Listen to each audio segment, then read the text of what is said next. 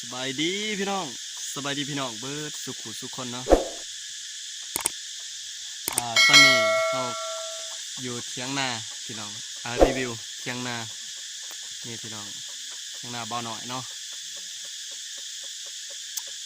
โอ้บรรยากาศกำลังมวนพี่น้องเนาะยามเดือน3ฤดูกาลยามเดือน3ดอกจำปากับพุ่มงามพี่น้องเอ้ยนี่แหละนี่เนาะ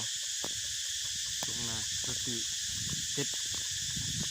ดีๆงามๆพี่น้องนี่เนาะอันนี้เถียงนาหาล้านบ่หน่อยเบิดนี้เนาะเนื่องจากว่าใหม่ก็เป็นของเขาเองเมื่อประมาณ5 ล้านพี่น้องกกขี้หูดดอกจำปานี่งามขนาดฤดูกาลนี้นี่ดอกจำปาตอนครับปีใหม่พี่น้องเนาะพุทธสงกรานต์ปีใหม่สารพัดสารเพกำลังบดทันเลยอันนี้ทันเลยจัดแจงให้มันเป็นระบบระเบียบพี่น้องเลยถ้าว่าผู้ติดตามมาหน่อยก็สิเห็นเนาะเถียงนาหลังเก่ามันก็มันสิงวยหมดก็เลยว่าหมากออกเบิดเฮ็ดใหม่พี่น้องตัวนี้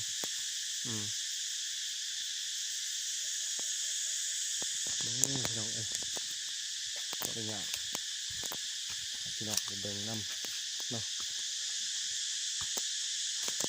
สารพัดเรื่องของพี่น้องเอ้ยนี่หัตถกรรมจักสานนี่แหละนี่อันนี้ก็เป็นฝีมือพอบ่หน่อยเองเนาะสานเองว่าซั่นซะนี่พี่น้องบรรยากาศกับประมาณนี้เนาะสิพาขึ้นไปเบิ่งอยู่เทิงแน่ส่วนหนึ่งก็ใหม่อีกส่วนหนึ่งก็สักใหม่เก่าจากเถียงนาตั้งเก่าตลอด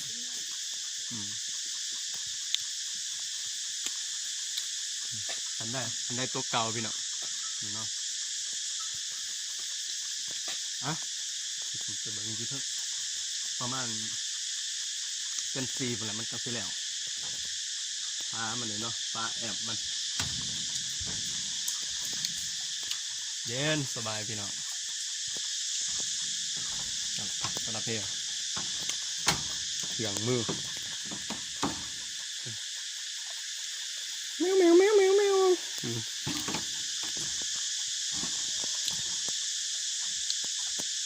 เดทรีวิวให้พี่น้องได้เบิ่งน้ำสร้างคอมเมนต์นาบาวของบ่หน่อยเองเนาะเราตัดเองสวยบ่หน่อยแล้วก็พอซอยกันแล้วก็พี่น้องแถวบ้านไก่เคลื่อนเที่ยงนี่แหละมาสวยเนาะแบ่งเบาขอบใจพี่น้องที่เข้ามาเบิ่งมื้อสุขคนเด้ออยู่ดีมีแห้ง